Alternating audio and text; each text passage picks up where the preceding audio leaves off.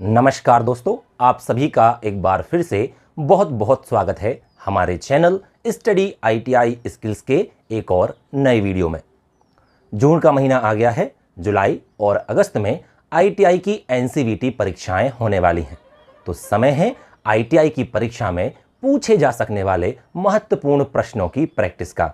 इसकी सीरीज हमने पहले स्टार्ट की है और इसमें हमने इंजन से संबंधित बहुत सारे टॉपिक्स की स्टडी कर ली है और उनसे संबंधित क्वेश्चंस की प्रैक्टिस हम कर चुके हैं। आप उन वीडियोस को जरूर देखिएगा, वो सारे प्रश्न परीक्षा में आपकी बहुत हेल्प करेंगे। आज के वीडियो में हम स्टडी करेंगे इनटेक और एग्जॉस्ट सिस्टम की। हम इनसे संबंधित प्रश्नों को तो देखेंगे ही और साथ ही इन प्रश्नों को इस प्रकार से देखेंगे कि ये पूरा टॉपिक भी आपके लिए कवर हो जाए।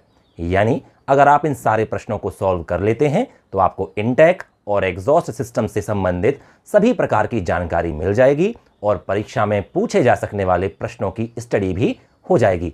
तो आप इन प्रश्नों को यानी इस वीडियो को बिल्कुल लास्ट तक जरूर देखिएगा। अपने दोस्तों को भी इस वीडियो को शेयर जरूर करना ताकि ये क्वेश्चंस उन तक भी पहुंच पाएं और परीक्षा में उनको भी हेल्प हो पाए। तो चलिए देर ना करते हुए शुरू करते हैं। पहला प्रश्न है, इंजन में इनटेक सिस्टम का क्या कार्य है। इस प्रश्न में पूछा गया है कि इंजन के अंदर इनटेक सिस्टम क्या कार्य करता है। जैसा कि हम सभी जानते हैं, इनटेक सिस्टम का कार्य होता है इंजन के अंदर हवा को उपलब्ध कराना। इंजन के अंदर फ्यूल को जलाने के लिए हवा की आवश्यकता होती है। इस हवा को इंजन सिलेंडर यानी कंबशन चैम्बर में पहुंचाने का कार्य इनटेक सिस्टम करता है। यदि डीजल इंजन की बात की जाए तो हवा सीधे कंबशन चैम्बर यानी सिलेंडर के अंदर पहुंचती है, और अगर पेट्रोल इंजन की बात की जाए तो यह हवा पहले कार्बोरेटर या एमपीएफआई सिस्टम में पहुंचती है और वहां पर यह पेट्रोल में मिक्स होने के बाद इंजन सिलेंडर या कंबशन चैम्बर में पहुंचती है। कुल मिलाकर इंजन में ईंधन के दहन के लिए हवा को उपलब्ध कराना इनटेक सिस्टम का कार्य है। इसके साथ ही यह भी सुनिश्चित करना होता है कि यह हवा साफ हो यानी अच्छी क्वालिटी की हो एवं सही क्वांटिटी यानी सही मात्रा में इंजन के लिए उपलब्ध हो पाए। चलिए इस प्रश्न के उत्तर के लिए ऑप्शंस देख लेते हैं। पहला ऑप्शन है, इंजन के अंदर उचित मात्रा एवं गुणवत्ता के फ्यूल की सप्लाई करना। इंजन के अंदर फ्यूल की सप्लाई करने का कार्य फ्यूल सिस्टम का है। दूसरा ऑप्शन है, इंजन के अंदर उचित मात्रा एवं गुणवत्ता की हवा की सप्लाई करना। जी हां, यही कार्य है इनटेक सिस्टम का और जो हमने अभी डिस्कस भी किया है। तीसरा ऑप्शन है, इंजन से जली हुई गैसों को वातावरण में छोड़ना। यह कार्य इनटेक सिस्टम का नहीं बल्कि एग्जॉस्ट सिस्टम का है, तो यह ऑप्शन गलत है।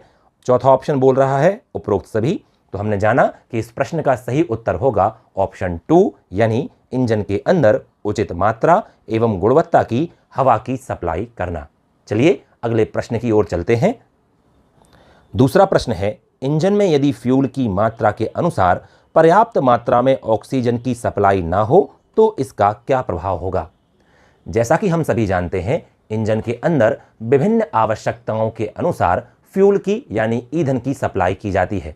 इस ईंधन को जलाने के लिए पर्याप्त मात्रा में हवा यानी ऑक्सीजन उपलब्ध होनी चाहिए, क्योंकि हम सभी जानते हैं किसी भी चीज़ को ईंधन को जलाने के लिए हवा या ऑक्सीजन आवश्यक होती है। यदि ऑक्सीजन पर्याप्त मात्रा में उपलब्ध ना हो तो फ्यूल पूरी तरह नहीं जल पाएगा। यही प्रश्न इसमें पूछा गया है कि यदि पर्याप्त मात्रा में फ्यूल यानी ऑक्सीजन उपलब्ध नहीं होगी तो इसका क्या प्रभाव होगा। चलिए ऑप्शंस देख लेते हैं। पहला ऑप्शन है, ईंधन का अपूर्ण दहन होगा। जी हां, यदि ऑक्सीजन पर्याप्त मात्रा में उपलब्ध नहीं होगी तो फ्यूल पूरी तरह नहीं जल पाएगा और ईंधन का अपूर्ण दहन होगा। दूसरा ऑप्शन है, एग्जॉस्ट गैसों में कार्बन मोनोऑक्साइड की मात्रा रहेगी। जब ईंधन का पूर्ण दहन होता है यानी ऑक्सीजन पर्याप्त मात्रा में उपलब्ध होती है तो कार्बन डाइऑक्साइड का निर्माण होता है। लेकिन यदि ऑक्सीजन पर्याप्त मात्रा में उपलब्ध ना हो तो फ्यूल के जलने पर कार्बन मोनोऑक्साइड बनती है, जो कि एक हानिकारक गैस है। तो एग्जॉस्ट गैसों में कार्बन मोनोऑक्साइड की मात्रा बढ़ जाएगी। तीसरा ऑप्शन है, एग्जॉस्ट गैसों में बिना जले हुए ईंधन के कण उपस्थित रहेंगे। जी हां, जब फ्यूल पूरी तरह नहीं जलेगा, उसका अपूर्ण दहन होगा तो फ्यूल बिना जले ही एग्जॉस्ट गैसों में पहुंच जाएगा। चौथा ऑप्शन है, फ्यूल की खपत बढ़ जाएगी। जब फ्यूल बिना जले हुए ही एग्जॉस्ट गैसों में पहुंच जाएगा तो इंजन को और अधिक फ्यूल की आवश्यकता होगी और फ्यूल की खपत बढ़ जाएगी। पांचवा ऑप्शन है उपरोक्त सभी। तो इस प्रश्न के सभी ऑप्शन सही हैं, तो इस प्रश्न का सही उत्तर होगा ऑप्शन 5 उपरोक्त सभी। चलिए तीसरे प्रश्न की ओर बढ़ते हैं। तीसरा प्रश्न है, निम्न में से कौन सा इंजन के इंटेक सिस्टम के कार्यों से संबंधित है? जैसा कि हमने जाना, इंटेक सिस्टम का कार्य है ईंधन जलाने के लिए इंजन में पर्याप्त मात्रा में हवा उपलब्ध कराना। इसके साथ ही इंटेक सिस्टम और क्या कार्य करता है, यह इस प्रश्न में पूछा गया है। ऑप्शन देख लेते हैं। पहला ऑप्शन है फ्यूल को जलाने के लिए आवश्यक हवा कंबशन चैम्बर में उपलब्ध कराना। जी हां, हम पहले भी डिस्कस कर चुके हैं कि इंटेक सिस्टम का मुख्य कार्य है कंबशन चैम्बर में या सिलेंडर में हवा को उपलब्ध कराना। दूसरा ऑप्शन है मल्टी सिलेंडर इंजन में प्रत्येक सिलेंडर को हवा की समान मात्रा उपलब्ध कराना। यह भी इंटेक सिस्टम का एक महत्वपूर्ण कार्य है। जैसा कि हम जानते हैं, मल्टी सिलेंडर इंजन में एक से अधिक सिलेंडर होते हैं। यदि इन सभी सिलेंडरों में समान मात्रा में हवा और फ्यूल की सप्लाई नहीं होगी तो सभी सिलेंडर्स में अलग अलग शक्ति यानी पावर उत्पन्न होगी। इसलिए आवश्यक है कि सभी सिलेंडर्स को समान मात्रा में हवा की सप्लाई की जाए और यह कार्य इंटेक सिस्टम करता है। तीसरा ऑप्शन है कंबशन चैम्बर या इंजन सिलेंडर में हवा के प्रवेश करने से पहले उसे साफ करना। यदि कंबशन चैम्बर में प्रवेश करने से पहले हवा को साफ यानी क्लीन नहीं किया जाएगा तो उसके साथ बहुत सी गंदगी कंबशन चैम्बर के अंदर पहुंच जाएगी, सिलेंडर के अंदर पहुंच जाएगी और यह गंदगी वहां पर इकट्ठे होकर पार्ट्स को घिसने का कार्य करेगी, कार्बन डिपॉजिट्स यानी हॉट स्पॉट का काम करेगी, कुल मिला के इंजन को बहुत नुकसान पहुंचाएगी। इसलिए हमें आवश्यक है कि इंजन सिलेंडर के अंदर यानी कंबशन चैम्बर के अंदर हवा प्रवेश करने से पहले उसे साफ कर दिया जाए। अगला ऑप्शन है हवा को आवश्यक दबाव के साथ कंबशन चैम्बर में पहुंचाना। जैसा कि हम सभी जानते हैं, इंजन सिलेंडर के अंदर प्रेशर अधिक होता है। यदि हवा का प्रेशर उससे कम होगा तो हवा इंजन सिलेंडर या कंबशन चैम्बर के अंदर नहीं पहुंचेगी। इसलिए यह आवश्यक हो जाता है कि हवा को एक निश्चित प्रेशर के साथ कंबशन चैम्बर में भेजा जाए। इसके साथ ही यदि हवा का प्रेशर कम होगा तो उसकी मात्रा भी कम हो जाएगी और कंबशन चैम्बर के अंदर हवा की कम मात्रा पहुंचेगी। इसीलिए हवा को आवश्यक दबाव के साथ कंबशन चैम्बर में पहुंचाना इंटेक सिस्टम का एक कार्य है। पांचवा ऑप्शन है हवा को आवश्यक तापमान पर कंबशन चैम्बर में पहुंचाना। जी हां, हवा को एक निश्चित तापमान के साथ कंबशन चैम्बर में पहुंचाना आवश्यक होता है। यदि हवा का तापमान आवश्यकता से कम है यानी हवा ठंडी है तो यह हवा ईंधन को भी ठंडा बनाए रखेगी और ईंधन अच्छी तरह से नहीं जल पाएगा। लेकिन यदि यह हवा आवश्यकता से अधिक गर्म है तो यह प्री इग्निशन का कारण बनेगी। इसलिए यह आवश्यक है कि हवा एक निश्चित तापमान पर ही कंबशन चैम्बर के अंदर पहुंचे और यह कार्य इंजन के अंदर इंटेक सिस्टम करता है। अगला ऑप्शन है उपरोक्त सभी। तो हमने सारे ऑप्शंस डिस्कस कर लिए हैं। ये सभी ऑप्शन यह बताते हैं जो कि इंटेक सिस्टम के कार्य हैं। तो इस प्रश्न का सही उत्तर होगा ऑप्शन 6 उपरोक्त सभी। चलिए अगले प्रश्न की ओर बढ़ते हैं। निम्न में से कौन सा भाग इंजन के इंटेक सिस्टम से संबंधित नहीं है? यहां पर इंजन के इंटेक सिस्टम के कंपोनेंट्स के विषय में प्रश्न पूछा गया है। चलिए ऑप्शन को देख लेते हैं। पहला ऑप्शन है टर्बो चार्जर। जैसा कि हम सभी जानते हैं, टर्बो चार्जर एक ऐसी डिवाइस है जो इंजन के एग्जॉस्ट सिस्टम से ड्राइव लेती है और इंटेक सिस्टम को अधिक प्रेशर पर यानी अधिक मात्रा में हवा उपलब्ध कराती है। तो टर्बो चार्जर इंजन के इंटेक सिस्टम से संबंधित होती है। अगला ऑप्शन है सुपर चार्जर। सुपर चार्जर भी वही कार्य करता है। जब टर्बो चार्जर प्रयोग नहीं होते थे तब इंजन के अंदर अधिक मात्रा में और अधिक प्रेशर के साथ हवा की सप्लाई करने के लिए सुपर चार्जर्स का प्रयोग किया जाता था। सुपर चार्जर इंजन की क्रैंक शाफ्ट से ड्राइव लेते थे, जिससे इंजन की कुछ शक्ति सुपर चार्जर को ड्राइव देने में खर्च हो जाती थी। इसीलिए बाद में सुपर चार्जर की जगह टर्बो चार्जर्स का प्रयोग होने लगा और टर्बो चार्जर इंजन के एग्जॉस्ट सिस्टम एग्जॉस्ट गैसों से ड्राइव लेते हैं, यानी उस शक्ति से ड्राइव लेते हैं जो वैसे भी वेस्ट होने वाली है। इसलिए यह भी इंजन के इंटेक सिस्टम का एक अंग है। तीसरा ऑप्शन है इंटरकूलर। जी हाँ, जैसे हमने पिछले प्रश्न में चर्चा की थी कि इंजन के अंदर प्रवेश करने से पहले हवा को एक निश्चित तापमान पर मेंटेन करना होता है। यदि हवा अधिक गर्म है तो उसे ठंडा करने का कार्य इंटरकूलर के द्वारा किया जाता है। तो यह भी इंजन के इंटेक सिस्टम का एक अंग है। चौथा ऑप्शन है catalytic converter. Catalytic converter engine के एग्जॉस्ट सिस्टम का अंग है, जिसका कार्य होता है अधिक हानिकारक गैसों को कम हानिकारक गैसों में बदलना। तो कैटालिटिक कन्वर्टर इंजन के इंटेक सिस्टम का अंग नहीं है, इसलिए इस प्रश्न का सही उत्तर होगा कैटालिटिक कन्वर्टर यानी ऑप्शन 4। चलिए अगले प्रश्न की ओर बढ़ते हैं। निम्न में से कौन से इंजन के इंटेक सिस्टम के कंपोनेंट हैं? चलिए ऑप्शन देख लेते हैं। पहला ऑप्शन है एयर कंप्रेशर। एयर कंप्रेशर पहले समय में इंजनों में प्रयोग किए जाते थे, जिनका कार्य टर्बोचार्जर या सुपरचार्जर की तरह ही होता था। एयर कंप्रेशर अधिक मात्रा में यानी अधिक दबाव के साथ इंजन के अंदर हवा की सप्लाई सुनिश्चित करते थे। दूसरा ऑप्शन है सुपरचार्जर। जी हां, हम पहले चर्चा कर चुके हैं, सुपरचार्जर भी इंजन के इंटेक सिस्टम का ही एक अंग है। तीसरा ऑप्शन है टर्बोचार्जर। टर्बोचार्जर भी इंजन के इंटेक सिस्टम का अंग है। चौथा है इंटरकूलर। पिछले प्रश्न में हम चर्चा कर चुके हैं, इंटरकूलर भी इंजन के इंटेक सिस्टम का ही अंग है। पांचवा ऑप्शन है हीट वॉल्व और छठवां ऑप्शन है एयर क्लीनर। हीट वॉल्व एक ऐसा वॉल्व होता है जो कि एग्जॉस्ट गैसों से गैसों की कुछ मात्रा इंटेक सिस्टम में यानी कि इंजन के इनलेट मैनिफोल्ड में पहुंचा देता है, ताकि इनलेट मैनिफोल्ड के अंदर आने वाली हवा के तापमान को बढ़ाया जा सके। हीट वॉल्व वहां प्रयोग किए जाते हैं जहां पर इंजन ठंडी अवस्था में चल रहा होता है या ठंडे स्थानों पर चल रहा होता है।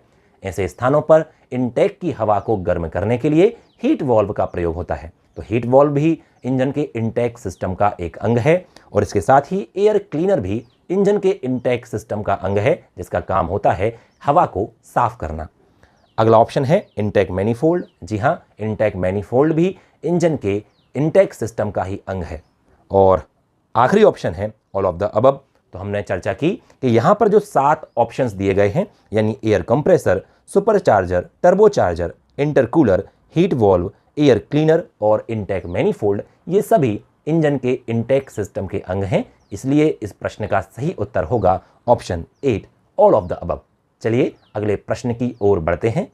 अगला प्रश्न है, निम्न में से कौन से एग्जॉस्ट सिस्टम के प्रमुख कार्य हैं? एग्जॉस्ट सिस्टम इंजन का एक महत्वपूर्ण सिस्टम है, जिसका कार्य होता है इंजन के अंदर ईंधन के दहन से उत्पन्न हुई गैसों, जिन्हें हम एग्जॉस्ट गैसेस कहते हैं, उनको सफलतापूर्वक बाहर निकाल देना। इसके साथ ही एग्जॉस्ट सिस्टम के और भी अन्य कार्य होते हैं। पहले इस प्रश्न के हम ऑप्शंस देख लेते हैं। पहला ऑप्शन है मल्टी सिलेंडर के सभी सिलेंडरों से एग्जॉस्ट गैसों को एकत्रित कर एक कॉमन पाइप के द्वारा वायुमंडल में छोड़ना। जी हां, जहां पर मल्टी सिलेंडर इंजन प्रयोग होते हैं वहां पर हमें एग्जॉस्ट मैनिफोल्ड प्रयोग करना होता है। एग्जॉस्ट मैनिफोल्ड इंजन के विभिन्न सिलेंडरों के एग्जॉस्ट वॉल्व से एग्जॉस्ट गैसों को एकत्रित करके एक कॉमन पाइप के द्वारा साइलेंसर या मफलर या एग्जॉस्ट पाइप में भेज देता है।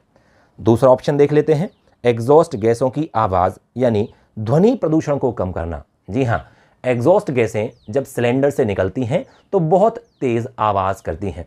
यदि ये इसी आवाज के साथ वायुमंडल में छोड़ी जाएंगी तो वायुमंडल के अंदर बहुत ज़्यादा नॉइस पॉल्यूशन यानी ध्वनि प्रदूषण होगा। तो एग्जॉस्ट सिस्टम का यह भी कार्य है कि वह इन गैसों की ध्वनि यानी नॉइस को कम कर दे। अगला प्रश्न है एग्जॉस्ट गैसों की गति को कम करना। जी हां, ध्वनि जो है वो गैसों की गति के कारण उत्पन्न होती है। तो ध्वनि को कम करने के लिए गैसों की गति को कम किया जाता है। जब एग्जॉस्ट गैसों की गति यानी स्पीड कम हो जाती है तो उनकी ध्वनि यानी नॉइस भी कम हो जाती है। अगला ऑप्शन है एग्जॉस्ट गैसों के तापमान को कम करना। जी हां, एग्जॉस्ट गैसें बहुत अधिक तापमान के साथ बाहर निकलती हैं।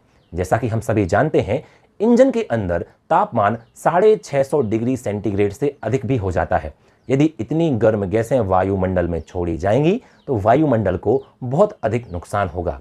इसलिए यह सुनिश्चित किया जाता है कि एग्जॉस्ट गैसें वायुमंडल में छोड़ने से पहले उनका तापमान कम कर दिया जाए। अगला ऑप्शन है एग्जॉस्ट गैसों में उपस्थित अधिक हानिकारक तत्वों को कम हानिकारक तत्वों में बदलना। जब एग्जॉस्ट गैसों का निर्माण होता है तो उनमें कई ऐसे पदार्थ होते हैं जो वातावरण को नुकसान पहुंचाते हैं, वातावरण को प्रदूषित करते हैं। इसलिए यह प्रयास किया जाता है कि इन हानिकारक तत्वों को कम हानिकारक तत्वों में बदल दिया जाए और उसके बाद ही एग्जॉस्ट गैसों को वायुमंडल में छोड़ा जाए। अगला ऑप्शन है चिंगारियों को वातावरण में ना निकलने देना। जब सिलेंडर के अंदर ईंधन जलता है तो उसके अंदर जो चिंगारियां उत्पन्न होती हैं वो एग्जॉस्ट वाल्व के माध्यम से बाहर निकलने का प्रयास करती हैं। ये चिंगारियां वातावरण में ना पहुंच पाए, यह भी एग्जॉस्ट सिस्टम के द्वारा ही सुनिश्चित किया जाता है। अगला ऑप्शन है वायुमंडल की हवा एग्जॉस्ट गैसों एवं अन्य पदार्थों को कंबशन चेंबर में वापस ना जाने देना। कंबशन चेंबर से एग्जॉस्ट गैसें तो बाहर निकलती ही हैं, लेकिन यह भी संभावना हो सकती है कि वायुमंडल की हवा उसी एग्जॉस्ट सिस्टम यानी साइलेंसर पाइप या मफलर पाइप या एग्जॉस्ट पाइप के माध्यम से वापस कंबशन चेंबर में ना पहुंच जाए, तो इन्हें वापस ना जाने देना भी एग्जॉस्ट सिस्टम का ही कार्य है। तो ये सभी जो कार्य हमने डिस्कस किए ये एग्जॉस्ट सिस्टम के काम हैं। तो इस प्रश्न का सही उत्तर होगा ऑप्शन 8 उपरोक्त सभी। चलिए अगले प्रश्न की ओर बढ़ते हैं। निम्न में से कौन से एग्जॉस्ट सिस्टम के भाग यानी कंपोनेंट्स हैं? ऑप्शन देख लेते हैं। एग्जॉस्ट मैनिफोल्ड, जी हाँ, एग्जॉस्ट मैनिफोल्ड एग्जॉस्ट सिस्टम का बहुत ही महत्वपूर्ण अंग है। जैसा कि हमने चर्चा की, जब बात होती है मल्टी सिलेंडर इंजनों की, तो मल्टी सिलेंडर इंजनों के सभी सिलेंडर्स के एग्जॉस्ट वाल्व से एग्जॉस्ट गैसों को कलेक्ट करने का काम एग्जॉस्ट मैनिफोल्ड का होता है। दूसरा ऑप्शन है एग्जॉस्टर, जी हाँ, एग्जॉस्टर एक टाइप का फैन होता है जो कि एक उचित वैक्यूम या प्रेशर बनाता है जिससे एग्जॉस्ट वाल्व से एग्जॉस्ट गैसें बाहर निकल पाती हैं। तीसरा ऑप्शन है एग्जॉस्ट पाइप। एग्जॉस्ट पाइप एक कॉमन पाइप होता है। एग्जॉस्ट मैनिफोल्ड इंजन के सभी सिलेंडरों से एग्जॉस्ट गैसों को इकट्ठा करके एग्जॉस्ट पाइप में भेज देता है। अगला ऑप्शन है मफलर। मफलर एग्जॉस्ट पाइप के अंदर ही लगा हुआ एक अंग है। मफलर का मुख्य काम होता है एग्जॉस्ट गैसों की नॉइस यानी आवाज को कम करना। अगला ऑप्शन है कैटालिटिक कन्वर्टर। कैटालिटिक कन्वर्टर भी एग्जॉस्ट पाइप में लगा होता है। कैटालिटिक कन्वर्टर यह सुनिश्चित करता है कि एग्जॉस्ट गैसों के अंदर उपस्थित अधिक हानिकारक तत्वों या गैसों को कम हानिकारक तत्वों में बदल दिया जाए। अगला ऑप्शन है ऑल ऑफ द अबव। तो जो ये 5 कंपोनेंट्स बताए गए हैं ये सभी एग्जॉस्ट सिस्टम के अंग हैं। तो इस प्रश्न का सही उत्तर होगा option 6 all of the above. चलिए अगले प्रश्न की ओर बढ़ते हैं। अगला प्रश्न है एयर क्लीनर इंजन के किस सिस्टम से संबंधित है? हम सभी जानते हैं एयर क्लीनर का काम होता है इंजन के अंदर हवा को प्रवेश करने से पहले साफ करना। तो यह इंजन के इनटेक सिस्टम का अंग है। तो ऑप्शन 1 ही है इनटेक सिस्टम। बाकी ऑप्शंस देख लेते हैं। एग्जॉस्ट सिस्टम, फ्यूल सिस्टम और नन ऑफ दीज। तो निश्चित ही एयर क्लीनर इंजन के इनटेक सिस्टम का अंग है। तो इसका सही उत्तर होगा ऑप्शन 1 इनटेक सिस्टम। अगला प्रश्न देखते हैं। एयर क्लीनर के विषय में सत्य कथन है। ऑप्शन देख लेते हैं। एयर क्लीनर इंजन के इनटेक सिस्टम का एक भाग है, बिल्कुल सही है। दूसरा, एयर क्लीनर वायुमंडल की हवा को साफ करने का कार्य करता है। जी हाँ, हम पहले भी डिस्कस कर चुके हैं कि एयर क्लीनर का काम है इंजन में प्रवेश करने से पहले हवा को साफ करना। तीसरा ऑप्शन है इंजन सिलेंडर में प्रवेश करने से पहले हवा एयर क्लीनर में से होकर गुजरती है जिसमें गंदगी को रोक लिया जाता है एवं साफ हवा को इंजन सिलेंडर में प्रवेश करने दिया जाता है। जी हाँ, यह एयर क्लीनर का ही एक कार्य है। चौथा ऑप्शन है उपरोक्त सभी कथन सत्य हैं। तो इस प्रश्न का सही उत्तर होगा ऑप्शन 4 यानी उपरोक्त सभी कथन सत्य हैं। अगले प्रश्न की ओर बढ़ते हैं। यदि एयर क्लीनर अपना कार्य ठीक ढंग से ना करे तो क्या होगा? ऑप्शन देख लेते हैं। हवा के साथ गंदगी इंजन सिलेंडर में चली जाएगी, यह गंदगी इंजन के पार्ट्स के बीच फंसेगी और पार्ट्स घिसकर जल्दी खराब हो जाएंगे। यह हम पहले भी चर्चा कर चुके हैं कि एयर क्लीनर हवा को साफ करता है। यदि साफ नहीं होगी हवा तो यह इंजन सिलेंडर के अंदर बहुत सारी गंदगी ले जाएगी। यह गंदगी इंजन के पार्ट्स को खराब कर देगी। अगला ऑप्शन है हवा के साथ गंदगी इंजन सिलेंडर में चली जाएगी, यह गंदगी हॉट स्पॉट का कार्य करेगी जिससे प्री इग्निशन की समस्या उत्पन्न होगी। जी हाँ, यह गंदगी इंजन सिलेंडर के अंदर उसकी दीवारों पर या पिस्टन पर इकट्ठी हो जाएगी। यह गंदगी इतनी अधिक गर्म हो जाती है कि हॉट स्पॉट का कार्य करने लगती है और प्री इग्निशन का कारण बनती है। प्री इग्निशन यानी मुख्य दहन के पहले ही इस गर्मी से गर्म होकर ईंधन खुद ब खुद जलने लगता है। तीसरा ऑप्शन है इंजन सिलेंडर में उचित मात्रा में हवा की सप्लाई नहीं हो पाएगी। यदि एयर क्लीनर अपना काम ढंग से नहीं करेगा, चोक हो जाएगा, तो पर्याप्त मात्रा में हवा इंजन सिलेंडर के अंदर नहीं पहुंचेगी। ऑप्शन 4 है उपरोक्त सभी। तो हम पहले ही चर्चा कर चुके हैं इस प्रश्न के सभी जो 3 ऑप्शन हैं वो एयर क्लीनर के कार्यों को दिखाते हैं। तो इस प्रश्न का सही उत्तर होगा ऑप्शन 4 उपरोक्त सभी। चलिए अगला प्रश्न देखते हैं। एयर क्लीनर निम्न में से किन उद्देश्यों की पूर्ति करता है? पहला ऑप्शन है हवा के साथ धूल, मिट्टी आदि गंदगी को इंजन में नहीं जाने देना, सही है। दूसरा, हिसिंग साउंड कम करता है। हिसिंग साउंड मतलब मैनीफोल्ड में जब हवा तेजी से घूमती है तो उससे एक ध्वनि उत्पन्न होती है, एक साउंड उत्पन्न होता है जिसे हिसिंग साउंड कहते हैं। एयर क्लीनर इस हिसिंग साउंड को रोकने का कार्य भी करता है। अगला प्रश्न है, पेट्रोल गाड़ियों में कई बार इंजन बैकफायर करता है। कंबशन चैम्बर के अंदर से जो चिंगारियां इनलेट वाल्व के माध्यम से बाहर निकलती हैं वो एयर क्लीनर में पहुंचती हैं और एयर क्लीनर उन चिंगारियों को वहीं पर रोकने का कार्य करता है, जिसे स्पार्क अरेस्ट कहा जाता है। तो हम कह सकते हैं एयर क्लीनर स्पार्क अरेस्ट का कार्य भी करता है। अगला ऑप्शन देख लेते हैं, उपरोक्त सभी। तो जी हां, इस प्रश्न के सभी तीनों ऑप्शन सही हैं। तो इस प्रश्न का सही उत्तर होगा ऑप्शन 4, उपरोक्त सभी। अगले प्रश्न की ओर बढ़ते हैं। निम्न में से किस प्रकार का एयर क्लीनर ऑटोमोबाइल वाहनों में प्रयोग किया जाता है?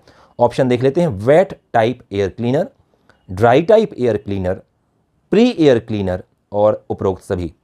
ऑटोमोबाइल वाहनों में ये सभी प्रकार के एयर क्लीनर प्रयोग किए जाते हैं। वेट टाइप एयर क्लीनर वे एयर क्लीनर होते थे जिनमें एक बाउल में ऑयल भरा रहता था और उसके अंदर लोहे की एक जाली यानी तारों की एक जाली रखी जाती थी। जब हवा इस बाउल में से गुजरती थी तो जाली के माध्यम से हवा में से जो गंदगी होती थी वो वहीं पर रुक जाती थी। चूंकि यह जाली ऑयल में डूबी होती थी तो वह गंदगी ऑयल में चिपक जाती थी और हवा क्लीन हो जाती थी। आजकल वाहनों में वेट टाइप एयर क्लीनर प्रयोग ना करके ड्राई एयर क्लीनर प्रयोग किए जा रहे हैं, जो कि जिनमें पेपर एलिमेंट्स का प्रयोग किया जाता है, जिनके माध्यम से हवा साफ होती है। कभी कभी मुख्य एयर क्लीनर के पहले एक और छोटा एयर क्लीनर प्रयोग किया जाता है जो मुख्य एयर क्लीनर के समान ही होता है। इस एयर क्लीनर को हम प्री एयर क्लीनर कहते हैं। तो ऑटोमोबाइल वाहनों में ये तीनों ही प्रकार के एयर क्लीनर प्रयोग किए जाते हैं। तो इस प्रश्न का सही उत्तर होगा ऑप्शन 4, उपरोक्त सभी। अगले प्रश्न की ओर चलते हैं। चित्र में किस प्रकार का एयर क्लीनर दिखाया गया है? ऑप्शंस हैं wet type air cleaner, dry type air cleaner, pre air cleaner या नन ऑफ दीज। जैसा कि हमने भी चर्चा की और आप चित्र में देख सकते हैं, इस चित्र में एक बाउल हमें दिख रहा है जिस बाउल के अंदर तारों की जाली रखी हुई है। यह चिन्ह है वेट टाइप एयर क्लीनर का, जो कि हमने पिछले प्रश्न में भी डिस्कस किया है। तो इस प्रश्न का सही उत्तर होगा option 1, wet type air cleaner. चलिए अगला प्रश्न देखते हैं। अगला प्रश्न है, वेट टाइप एयर क्लीनर के विषय में सत्य कथन है। ऑप्शंस देख लेते हैं। इसे ऑयल बाथ एयर क्लीनर भी कहते हैं। जी हां, इसमें लोहे की जाली यानी तारों की जाली ऑयल में डूबी हुई रहती है, इसलिए इसे बाथ टाइप एयर क्लीनर भी कहते हैं। अगला है, इसमें एक लोहे के बारीक तारों के गुच्छे वाला एलिमेंट एक बाउल यानी कटोरी में रखा जाता है। बिल्कुल सही है, हम चर्चा कर चुके हैं। तीसरा है, इस बाउल में एक निश्चित स्तर तक ऑयल भरा रहता है। बिल्कुल सही है। इस ऑयल में फिल्टर एलिमेंट या जाली भीगी या डूबी रहती है। बिल्कुल सही है। यानी इस प्रश्न के चारों ही ऑप्शन सही हैं, जो कि हमें वेट टाइप एयर क्लीनर के विषय में बताते हैं। तो इस प्रश्न का सही उत्तर होगा ऑप्शन 5, उपरोक्त सभी कथन सत्य हैं। चलिए अगला प्रश्न देखते हैं। चित्र में किस प्रकार का एयर क्लीनर दिखाया गया है? यहां पर जो एयर क्लीनर दिखाया गया है उसमें फिल्टर एलिमेंट के रूप में पेपर एलिमेंट का प्रयोग किया जाता है, इसलिए यह एक ड्राई टाइप एयर क्लीनर होता है। ऑप्शन देख लेते हैं। ऑप्शंस में second option dry type air cleaner प्रदर्शित कर रहा है। तो इस प्रश्न का सही उत्तर होगा option 2, dry type air cleaner. अगले प्रश्न की ओर बढ़ते हैं। ड्राई टाइप एयर क्लीनर के विषय में सत्य कथन है। ऑप्शन 1, इसमें फिल्टर एलिमेंट के रूप में तार की जाली का प्रयोग किया जाता है। गलत है, क्योंकि तार की जाली का प्रयोग वेट टाइप एयर क्लीनर में होता है। दूसरा है, इसमें प्रयोग होने वाले ऑयल में गंदगी के कण चिपक जाते हैं। ड्राई टाइप एयर क्लीनर में ऑयल का प्रयोग नहीं होता, तो उसमें गंदगी चिपकने का प्रश्न ही नहीं है। तीसरा है, इसमें फिल्टर एलिमेंट के रूप में पेपर का प्रयोग किया जाता है। बिल्कुल सही है, ड्राई टाइप एयर क्लीनर में फिल्टर एलिमेंट के रूप में पेपर का प्रयोग किया जाता है। तो इस प्रश्न का सही उत्तर होगा ऑप्शन 3। चलिए अगले प्रश्न की ओर बढ़ते हैं। अगला प्रश्न है, चित्र में दिखाए गए इंजन के पार्ट को पहचानिए। ऑप्शंस हैं एयर क्लीनर, जी नहीं, यह पार्ट एयर क्लीनर नहीं है, इनलेट वाल्व, इनटेक मैनीफोल्ड और नन ऑफ दीज। चित्र में जो पार्ट दिखाया गया है वो इनटेक मैनीफोल्ड है। इनटेक मैनीफोल्ड का काम होता है इंजन के विभिन्न सिलेंडरों को हवा की सप्लाई करना। यहाँ पर चित्र में जो डायग्राम है वो इनटेक मैनीफोल्ड का है, तो इस प्रश्न का सही उत्तर होगा ऑप्शन 3। अगला प्रश्न देखते हैं। डीजल इंजन में इनटेक मैनीफोल्ड के कॉमन सक्शन पाइप का संबंध किस पार्ट से होता है? हम सभी जानते हैं कि डीजल इंजन में इनटेक सिस्टम का कार्य होता है इंजन सिलेंडर के अंदर हवा की सप्लाई करना। यह हवा पहले एयर क्लीनर में पहुंचती है और उसके बाद एयर क्लीनर से इनटेक मैनीफोल्ड में पहुंचती है। इसलिए इनटेक मैनीफोल्ड के कॉमन पाइप का संबंध एयर क्लीनर से होता है। ऑप्शंस देख लेते हैं। पहला ऑप्शन है इनलेट वॉल्व, दूसरा है कार्बोरेटर, तीसरा है एयर क्लीनर और चौथा है नन ऑफ दीज। तो हम चर्चा कर चुके हैं, तो इस प्रश्न का सही उत्तर होगा ऑप्शन 3 एयर क्लीनर। अगला प्रश्न देखते हैं। डीजल इंजन में इनटेक मैनीफोल्ड के पैसेज का संबंध किस पार्ट से होता है? हमने चर्चा की इनटेक मैनीफोल्ड के कॉमन पाइप का संबंध एयर क्लीनर से होता है। एयर क्लीनर से यह हवा इनटेक मैनीफोल्ड में पहुंचती है और इनटेक मैनीफोल्ड के विभिन्न पैसेजेस के माध्यम से यह इनलेट वॉल्व के माध्यम से सिलेंडर में पहुंच जाती है। तो इंजन में इनटेक मैनीफोल्ड का जो इनलेट पैसेज होता है उसका संबंध इंजन के इनलेट वॉल्व से होता है। ऑप्शंस देख लेते हैं। पहला ऑप्शन है इनलेट वॉल्व, दूसरा है कार्बोरेटर, तीसरा एयर क्लीनर और चौथा नन ऑफ दीज। तो हम चर्चा कर चुके हैं, इसलिए इस प्रश्न का सही उत्तर होगा इनलेट वॉल्व। अगला प्रश्न देखते हैं। इनलेट मैनीफोल्ड सामान्यतः किस पदार्थ के बने होते हैं? पहला ऑप्शन है कास्ट आयरन, दूसरा है एल्यूमिनियम अलॉय और तीसरा है both of the above. Inlet manifold cast iron एवं एल्यूमिनियम अलॉय दोनों ही मटेरियल के बनाए जाते हैं। तो इस प्रश्न का सही उत्तर होगा बोथ ऑफ द अबव। अगले प्रश्न की ओर बढ़ते हैं। इनलेट मैनीफोल्ड का क्या कार्य है? पहला ऑप्शन है इंजन सिलेंडर में हवा पहुंचाना। बिल्कुल सही है, इनलेट मैनीफोल्ड का काम इंजन सिलेंडर के अंदर हवा को पहुंचाना है। दूसरा, इंजन सिलेंडर में हवा एवं ईंधन का मिश्रण पहुंचाना। यदि बात की जाए पेट्रोल इंजन की, तो पेट्रोल इंजन में कार्बोरेटर में जो हवा और पेट्रोल का मिक्सचर तैयार होता है वो इनलेट मैनीफोल्ड के माध्यम से ही इंजन सिलेंडर के अंदर पहुंचता है। एमपीएफआई सिस्टम में भी मिश्रण जो तैयार होता है वो इनलेट मैनीफोल्ड में होता है, इसलिए दूसरा ऑप्शन भी बिल्कुल सही है। तीसरा है मल्टी सिलेंडर इंजन के सभी सिलेंडरों में समान मात्रा में हवा या हवा एवं ईंधन का मिश्रण पहुंचाना।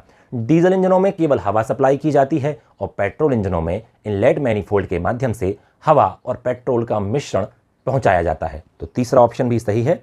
चौथा इनमें से कोई नहीं। तो हम जान चुके हैं कि इनलेट मैनीफोल्ड के ये तीनों ही कार्य हैं। यहाँ पर चौथा ऑप्शन होना चाहिए था उपरोक्त सभी, तो हम मान लेते हैं कि फोर्थ ऑप्शन है उपरोक्त सभी। तो इस प्रश्न का सही उत्तर होगा ऑप्शन 4 उपरोक्त सभी। अगले प्रश्न की ओर बढ़ते हैं। अगला प्रश्न है निम्न में से कौन से गुण इनलेट मैनीफोल्ड में होने चाहिए? हम जानते हैं इनलेट मैनीफोल्ड का काम होता है इंजन सिलेंडर के अंदर या कंबशन चैम्बर के अंदर हवा या फिर हवा और फ्यूल के मिश्रण को पहुंचाना। इसके लिए इसे कुछ महत्वपूर्ण कार्य करने होते हैं, इसलिए इनलेट मैनीफोल्ड में कुछ महत्वपूर्ण गुण होने चाहिए। पहला ऑप्शन है इसके अंदर पैसेज बिल्कुल स्मूथ होना चाहिए ताकि हवा या मिश्रण को गुजरते समय किसी तरह की रुकावट ना हो। बिल्कुल सही है, इनलेट मैनीफोल्ड को इस तरह से डिज़ाइन किया जाता है कि उसके अंदर जो हवा या हवा और फ्यूल का मिश्रण जा रहा है उसमें किसी तरह की रुकावट ना हो पाए और वो बिल्कुल सरल तरीके से इंजन सिलेंडर के अंदर पहुंच जाए। दूसरा है पेट्रोल इंजन में इनटेक मैनीफोल्ड को ऐसे बनाया जाता है कि इसके अंदर एयर फ्यूल मिश्रण कंडेंस ना हो जाए। इनलेट मैनीफोल्ड यदि ठंडा हो जाता है तो पेट्रोल और हवा का मिश्रण वहाँ पे कंडेंस हो जाता है। तो इनलेट मैनीफोल्ड में यह भी सुनिश्चित करना होता है कि इसके अंदर जो हवा और ईंधन का मिश्रण है वो कंडेंस यानी संघनित ना हो पाए। तीसरा है हवा या एयर फ्यूल मिश्रण को प्रत्येक सिलेंडर में बराबर मात्रा में पहुंचना चाहिए। इनलेट मैनीफोल्ड का यह भी एक बहुत महत्वपूर्ण कार्य है कि यदि मल्टी सिलेंडर इंजन की बात की जाए तो उसके सभी सिलेंडरों में समान मात्रा में हवा या हवा और ईंधन का मिश्रण पहुंच पाए। चौथा ऑप्शन है उपरोक्त सभी। तो निश्चित ही इस प्रश्न का सही उत्तर होगा ऑप्शन 4 उपरोक्त सभी। अगला प्रश्न देखते हैं। यदि मल्टी सिलेंडर इंजन में इनलेट मैनीफोल्ड का प्रयोग ना किया जाए तो क्या समस्या उत्पन्न होगी? हम सभी जानते हैं मल्टी सिलेंडर इंजन में इनलेट मैनीफोल्ड बहुत महत्वपूर्ण अंग है। यदि इसको हम प्रयोग ना किया जाए तो क्या समस्याएं हो सकती हैं? ऑप्शंस के माध्यम से देख लेते हैं। पहला ऑप्शन है प्रत्येक सिलेंडर के लिए एक पृथक एयर क्लीनर का प्रयोग करना होगा। यह इंजन को जटिल एवं महंगा बना देगा। हम सभी जानते हैं इनलेट मैनिफोल्ड में एक कॉमन पाइप होता है, उस कॉमन पाइप पर एयर क्लीनर होता है। इनलेट मैनिफोल्ड एयर क्लीनर से हवा को लेके इंजन के सभी सिलेंडरों में पहुंचा देता है। यदि इनलेट मैनिफोल्ड नहीं होगा तो हमें प्रत्येक सिलेंडर के लिए अलग एयर क्लीनर लगाना होगा। दूसरा ऑप्शन, प्रत्येक सिलेंडर में हवा की समान मात्रा नहीं पहुंचेगी, जिससे सभी सिलेंडरों में असमान दहन होगा। यदि सभी सिलेंडर्स के लिए अलग एयर क्लीनर लगाया जाएगा तो सभी एयर क्लीनर अपने अनुसार काम करेंगे, यानी यह आवश्यक नहीं होगा कि सभी सिलेंडरों में समान मात्रा में हवा पहुंच पाए। तीसरा ऑप्शन है उपरोक्त दोनों। तो जी हां, यदि हम इनलेट मैनिफोल्ड का प्रयोग नहीं करेंगे तो ये दोनों ही समस्याएं उत्पन्न हो सकती हैं। तो इस प्रश्न का सही उत्तर है ऑप्शन 3, उपरोक्त दोनों। अगले प्रश्न की ओर बढ़ते हैं। इंजन में सुपर चार्जर का क्या प्रयोग है? ऑप्शन देख लेते हैं। सुपर चार्जर इंजन की बैटरी को चार्ज करता है? जी हां, बिल्कुल नहीं। सुपर चार्जर का काम इंजन की बैटरी को चार्ज करना बिल्कुल नहीं है। हम पहले भी चर्चा कर चुके हैं कि इंजन के अंदर अधिक मात्रा में और अधिक दबाव के साथ हवा को पहुंचाने के लिए सुपर चार्जर का प्रयोग किया जाता है। दूसरा ऑप्शन देख लेते हैं। सुपर चार्जर इंजन की गति को बढ़ाता है। तीसरा, सुपर चार्जर इंजन में प्रवेश करने वाली हवा को दबाता है एवं हवा को उच्च दाब पर इंजन सिलेंडर में भेजता है। बिल्कुल सही है। और चौथा ऑप्शन इनमें से कोई नहीं। तो इस प्रश्न का सही उत्तर होगा ऑप्शन 3। अगले प्रश्न की ओर बढ़ते हैं।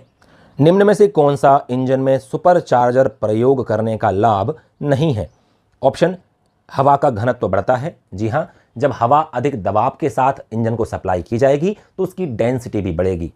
डेंसिटी बढ़ने से हवा की मात्रा भी बढ़ जाएगी। तो दूसरा ऑप्शन भी सही है। जब हवा की मात्रा बढ़ेगी तो हवा की इंजन की वॉल्यूमेट्रिक इफिशियंसी भी बढ़ जाएगी। तो ऑप्शन 3 भी बिल्कुल सही है। चौथा, ईंधन का अपूर्ण दहन नहीं होगा, जिससे पावर और फ्यूल इफिशियंसी अधिक मिलेगी। जब हवा की सप्लाई अधिक की जाएगी, हवा की मात्रा बढ़ाई जाएगी, तो ईंधन पूरी तरह से जल जाएगा। कोई भी ईंधन अपूर्ण रूप से जले हुए बाहर नहीं निकलेगा, जिससे इंजन को अधिक शक्ति प्राप्त होगी और अच्छी फ्यूल इफिशियंसी भी प्राप्त होगी। तो इस प्रश्न के ये चारों ही ऑप्शन सही हैं। तो इस प्रश्न का सही उत्तर होगा ऑप्शन 5, यानी उपरोक्त सभी इंजन में सुपर चार्जर प्रयोग करने के लाभ हैं। चलिए अगला प्रश्न देखते हैं। निम्न में से कौन सा सुपर चार्जर का प्रकार नहीं है? ऑप्शन देख लेते हैं। सेंट्रीफ्यूगल चार्जर, जी हां, यह सुपर चार्जर का प्रकार है। Piston super charger, root air blower super charger और वैन सुपर चार्जर, ये सभी इंजन में प्रयोग होने वाले सुपर चार्जर्स के प्रकार हैं। ऑप्शन 5 है crescent super charger. Crescent super charger का प्रकार नहीं है। क्रीसेंट ऑयल पंप का जरूर इंजन में प्रयोग किया जाता है। तो यहां पर हम देखें तो ऑप्शन 5 एक सुपर चार्जर का प्रकार नहीं है। तो इस प्रश्न का सही उत्तर होगा ऑप्शन 5। अगला प्रश्न देखते हैं। यहां पर हमें सुपर चार्जर के विषय में सही जोड़ी का मिलान करना है। एक ओर सुपर चार्जर का नाम दिया गया है और दूसरी ओर उसमें प्रकार होने वाले पंप या वो किस टेक्निक पे काम करता है वो दिया हुआ है। जैसे पहला है सेंट्रीफ्यूगल सुपरचार्जर। हम सभी जानते हैं सेंट्रीफ्यूगल सुपरचार्जर इंपेलर पंप पर काम करते हैं। दूसरा है पिस्टन सुपरचार्जर। पिस्टन सुपरचार्जर वे होते हैं जिनमें एक पिस्टन पंप का प्रयोग किया जाता है। तीसरे हैं root air blower supercharger. Root air blower supercharger में एक रोटर पंप का प्रयोग होता है और वैन सुपरचार्जर में लोब पंप का प्रयोग किया जाता है। तो अगर हम इन चारों ऑप्शंस को ध्यान से देखें तो ऑप्शन नंबर 3 ऐसा ऑप्शन है जो कि सही ऑप्शन होगा। तो इस प्रश्न का सही उत्तर है ऑप्शन नंबर 3। चलिए अगले प्रश्न की ओर बढ़ते हैं। सुपर चार्जर की क्या हानियां हैं? यहां पर सुपर चार्जर की कुछ ड्रॉबैक्स बताई जाएंगी। हमें ऑप्शंस में से देखना है कि कौन सी सुपर चार्जर की हानियां हैं। जैसा कि हम पहले भी चर्चा कर चुके हैं कि टर्बो चार्जर के प्रयोग प्रारंभ होने से पहले सुपर चार्जर प्रयोग किए जाते थे।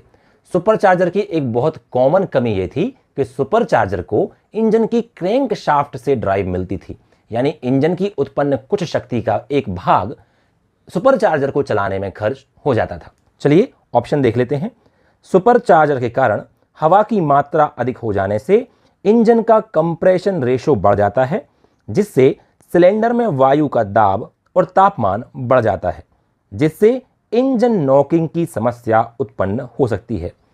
जब इंजन में सुपर चार्जर का प्रयोग किया जाता है तो इंजन में यह संभावना बन जाती है कि उसमें आवश्यकता से अधिक हवा की सप्लाई हो जाए, यानी आवश्यकता से अधिक दाब और मात्रा में हवा की सप्लाई हो जाए। ऐसा होने पर इंजन का कंप्रेशन रेशो बढ़ जाता है। हवा का दाब एवं तापमान बढ़ने से इंजन में नॉकिंग की समस्या उत्पन्न हो सकती है। अगला प्रश्न देखते हैं। सुपरचार्जर को इंजन की क्रैंकशाफ्ट से बेल्ट या चेन के द्वारा चलाया जाता है, यानी सुपरचार्जर को चलाने के लिए इंजन की ही शक्ति का प्रयोग किया जाता है, जिससे इंजन की कुछ शक्ति सुपरचार्जर को चलाने में बर्बाद हो जाती है। यह भी सुपरचार्जर की एक कमी है।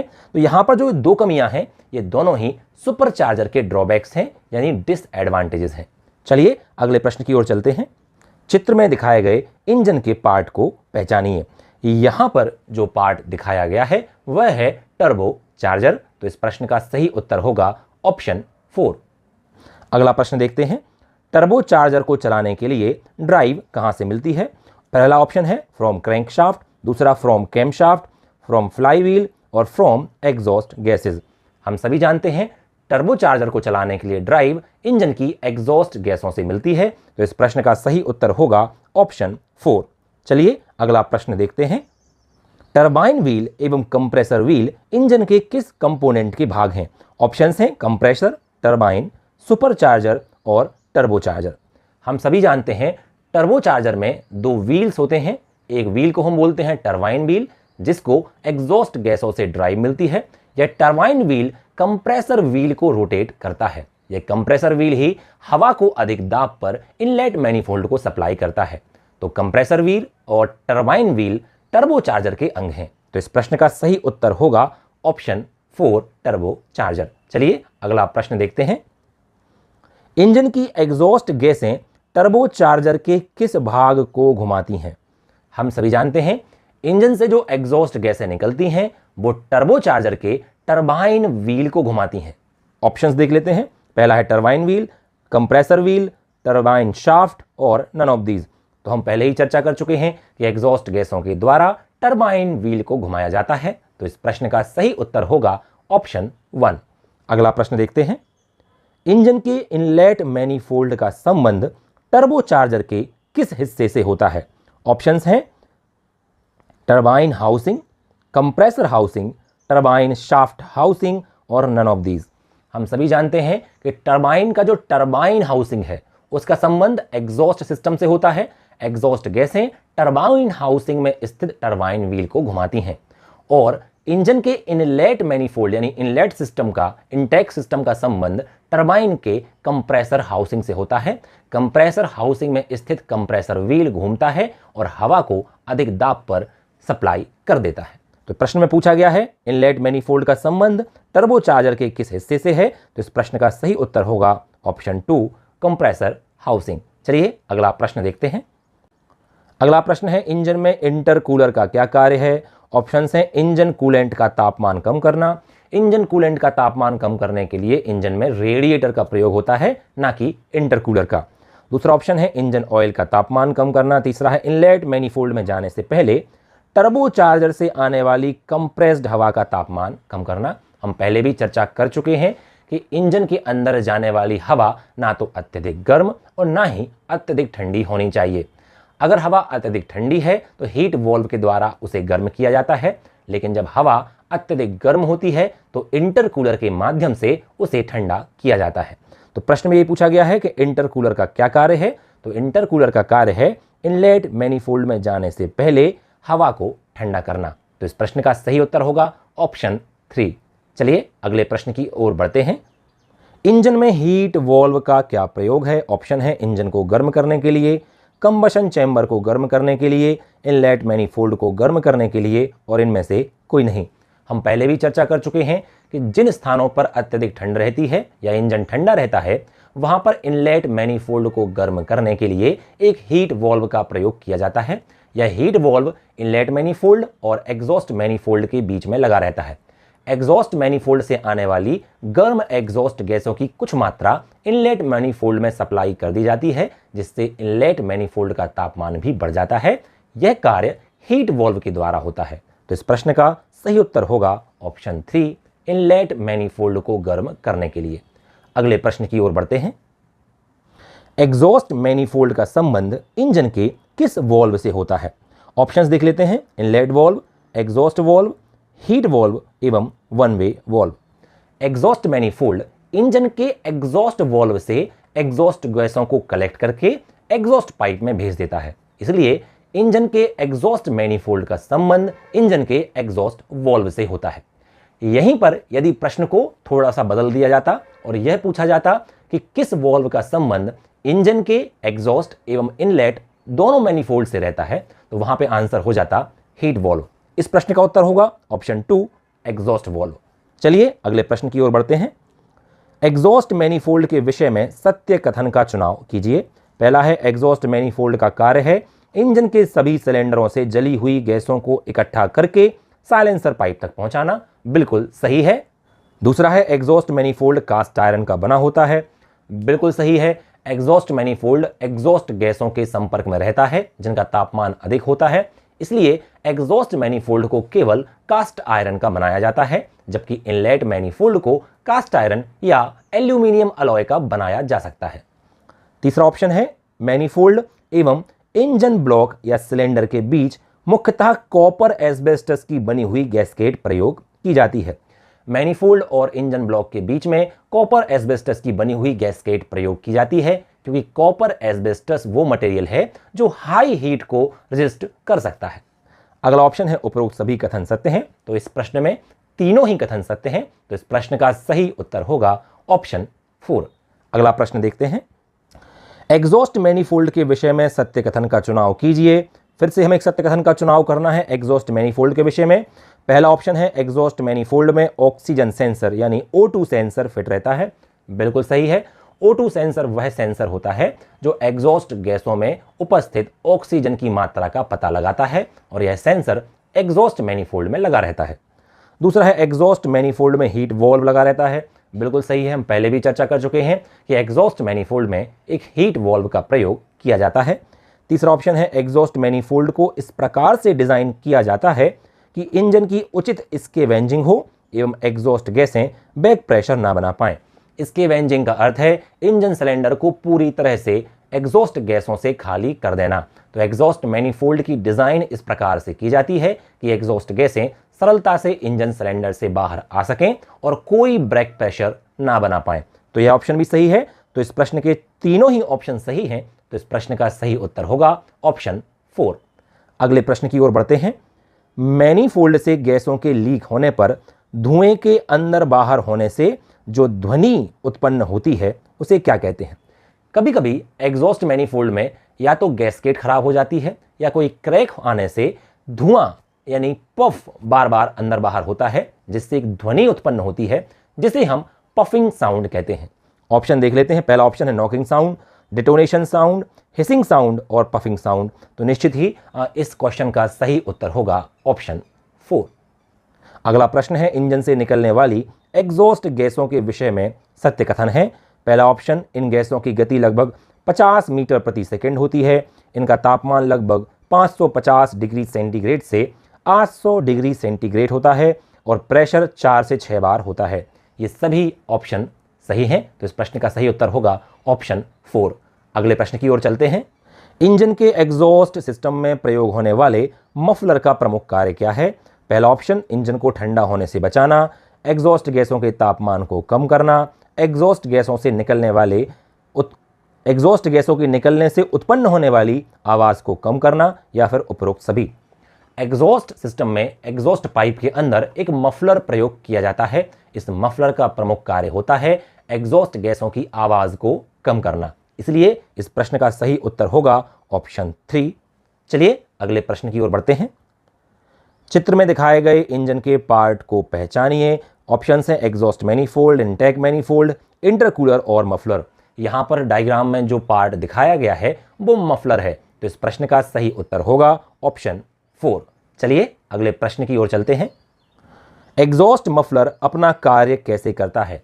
जैसा कि हम पहले चर्चा कर चुके हैं, एग्जॉस्ट में प्रयोग होने वाले मफलर का प्रमुख कार्य है एग्जॉस्ट गैसों की नॉइस को यानी ध्वनि को कम करना। ध्वनि को कम करने के लिए इन गैसों की गति को कम किया जाता है। जैसे ही इन गैसों की स्पीड कम होती है, उनकी नॉइस भी कम हो जाती है। ऑप्शंस देख लेते हैं। पहला ऑप्शन है मफलर एग्जॉस्ट गैसों के प्रेशर को कम कर देता है एवं स्पीड को बढ़ा देता है।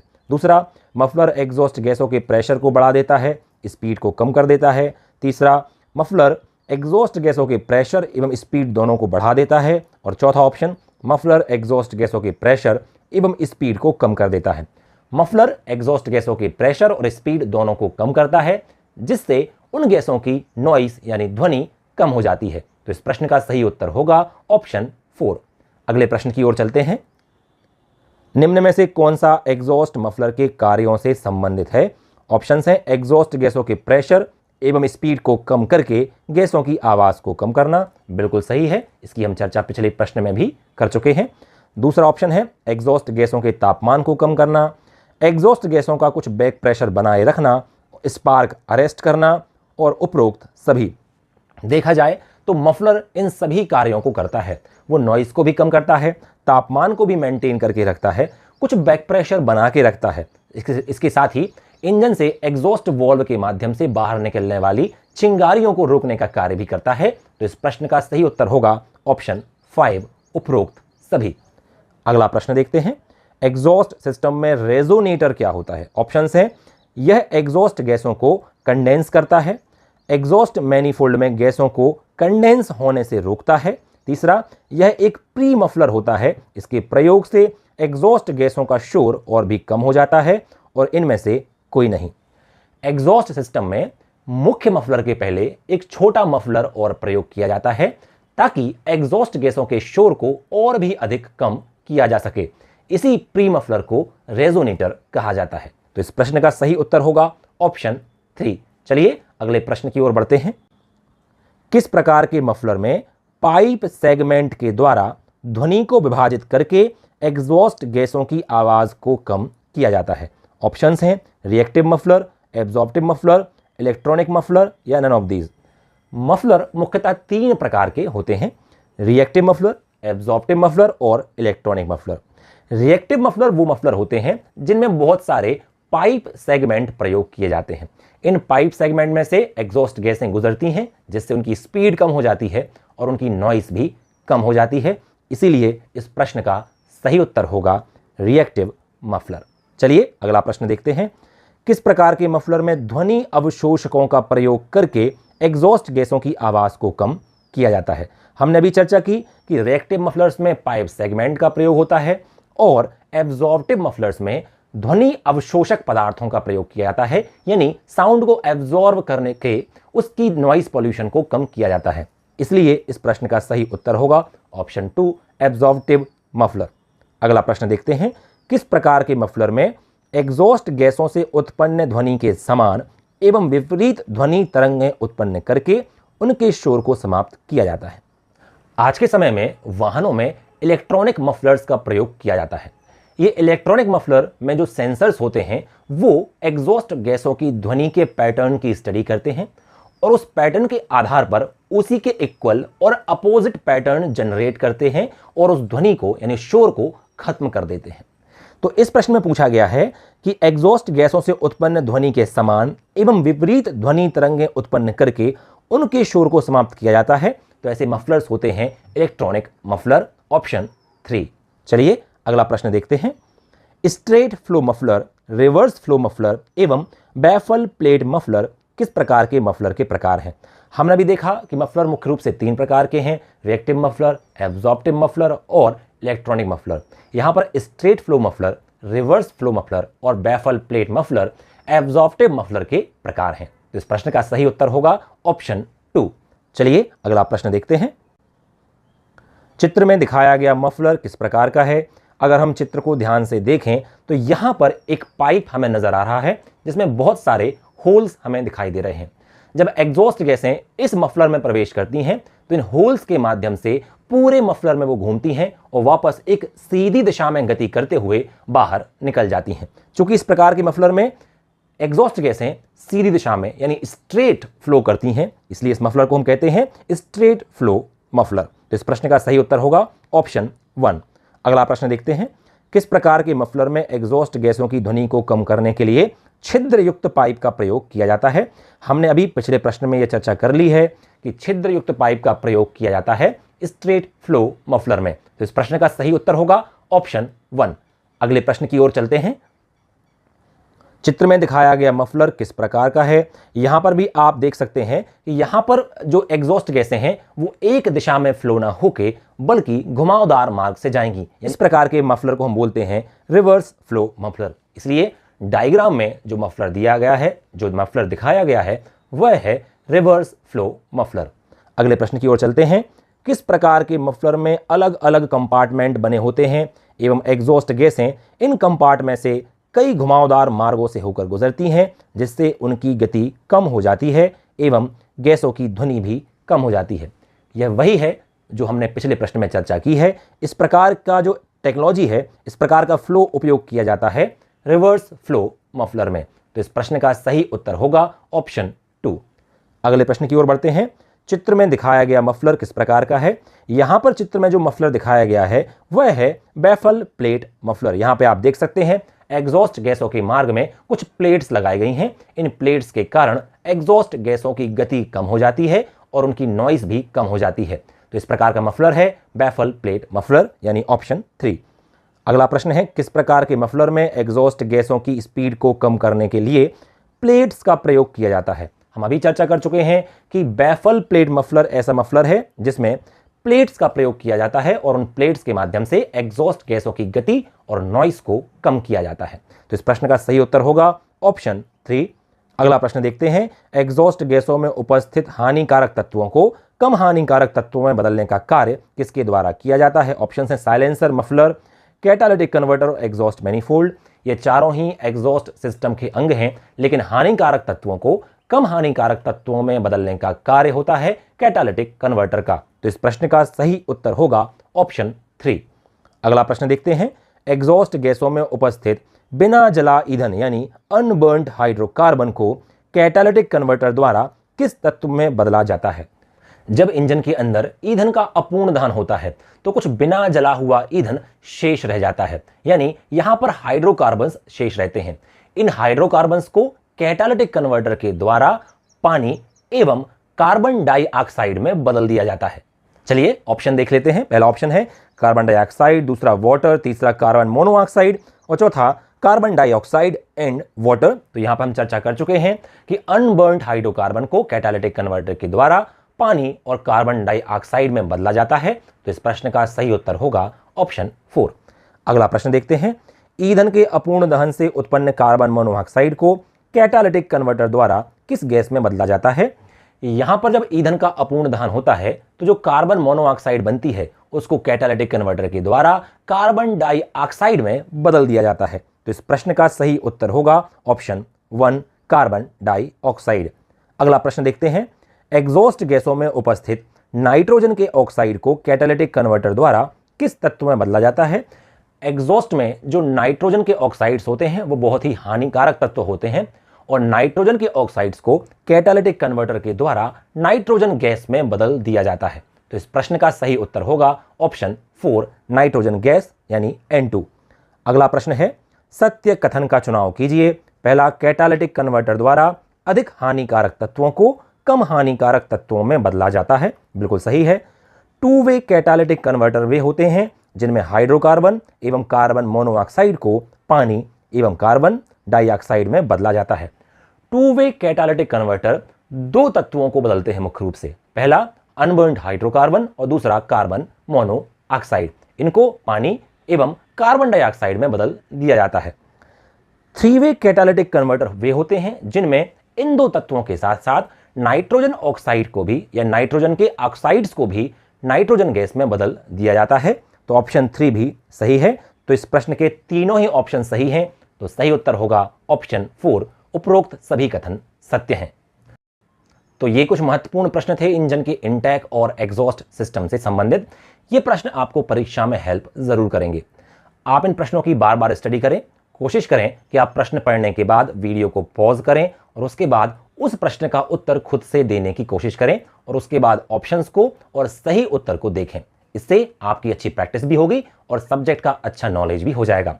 यदि इन प्रश्नों से आपको कोई हेल्प मिल रही हो ये वीडियो आपको अच्छा लगा हो तो इसे लाइक करके अपने दोस्तों में शेयर ज़रूर करें और हमारे चैनल को सब्सक्राइब करना ना भूलें ताकि हमारे आने वाले वीडियोज़ की नोटिफिकेशन आपको मिलती रहे। मिलते हैं अगले वीडियो में एक और इन्फॉर्मेशन के साथ। जय हिंद।